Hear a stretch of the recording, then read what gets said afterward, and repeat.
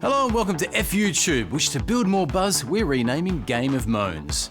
And first we have a tip-off from Dan, who took his 2 teenage sons to buy a large meal at Hungry Jack's. He didn't want to record his story. Fair enough, he probably told Mum he fed the kids salad that night. Anyway, when you enter a Hungry Jack's store, there are 2 things you should be guaranteed: value and a heart attack. So you can imagine how surprised Dan was when I bought a value meal and upgraded it to a large meal with a frozen Coke. the frozen Coke makes it healthy. But when I paid, it ended up costing more than if I just bought the items on their own outside of the value meal. And Dan's right, a burger, fries and frozen Coke are cheaper when they're not in a value meal. It was only about 95 cents, but it's about the principle. Well said, Burger, pretending to be Dan. This is a matter of principle. Wait until I tell Aaron Brockovich about this. It's like Australia's Burger King. And it was a full 95 cents. Hello? Aaron? Damn, looks like I have to go back to law school to answer this myself.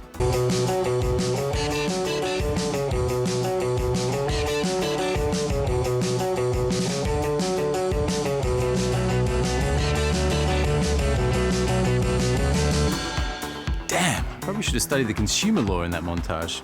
Anyway, I stole Jules' lecture notes and they say there's no law against a company charging more for a package than they would charge for its individual parts. However, that doesn't mean you can be misleading.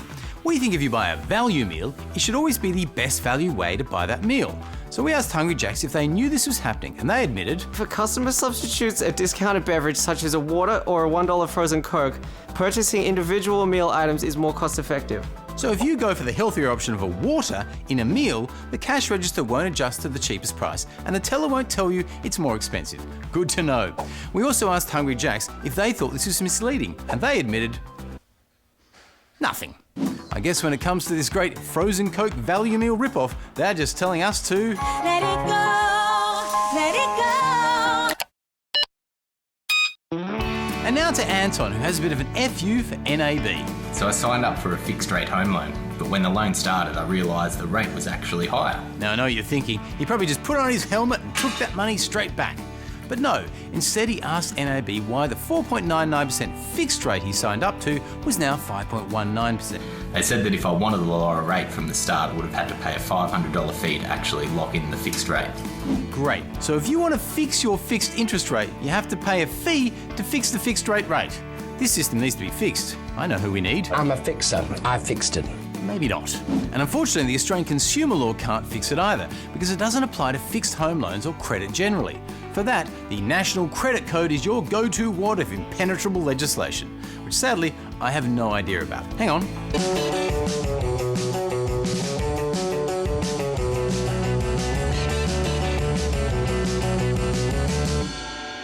Okay, I think I've got it.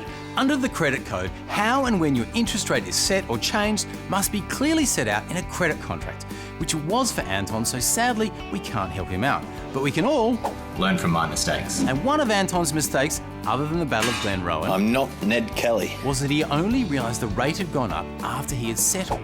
If he had realised before settlement, he could have terminated the loan contract, which you can do any time before the loan money is actually provided. This would have fixed it for Anton. I fixed it. No, you didn't. Next up, Carl, who's got a problem.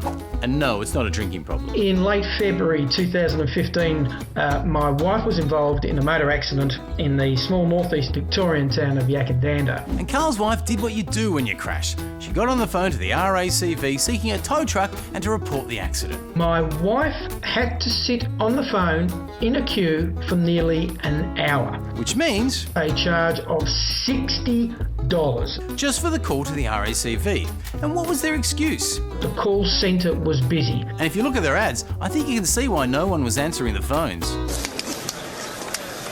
Call Jason. To find out if we can save you money, call Answer the 13 bloody phones! We spoke to RACV, actually we emailed, as if you'd call them, and they said, We normally answer 80% of calls within 20 seconds. hang on, normally, either you answer 80% of calls in 20 seconds or you don't.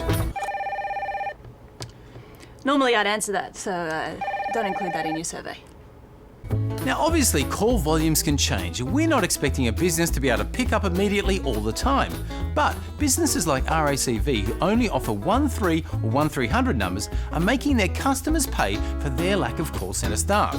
13 numbers are a relic from the golden days of home phones when you used them to call a business for the cost of a local call. But how useful is this for roadside assistance?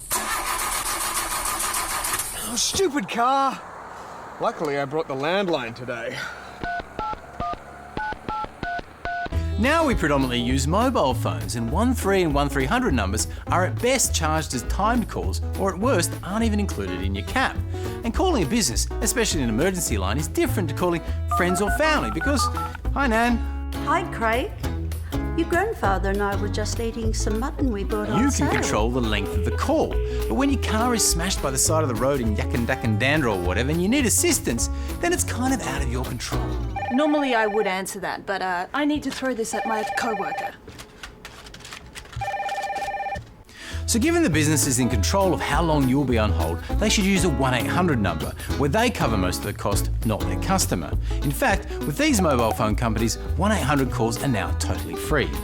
If the business isn't willing to pay for a free call, they should at the very least have a callback system. You are currently the fifth old relative waiting to bore Craig. If you'd like to press 1, you will be called back when you get to the front of the queue. Unfortunately for Carl's wife, there was no callback system available at the time of the member's call. Although they have told us they're now trialling such a system. So in the future, while RACV customers may still have to wait for an hour on the side of the road to get a tow truck, at least they won't have to pay to be on hold. But as far as Carl and his wife go, we reckon RACV should throw some money their way.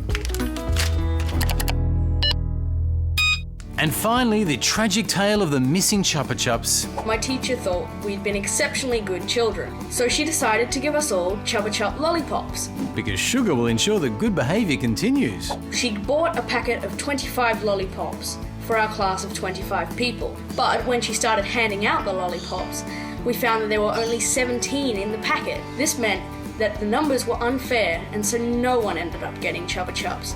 F you, Chupa Chups! Now obviously the teacher could get her money back, but that's so good for the kids. We felt so sorry for them. We got Chris and his classmates on the line from Canberra. Hey guys! Hey guys! We got you a brand new pack of Chupa Chups and we counted them all so that no one misses out. Here you go, who wants the first one? Oh, they're not here. I can't. Wait, what? F you, Craig! Sorry. You want a Chupa Chup? Oh, it's not going to work either, is it? Good night.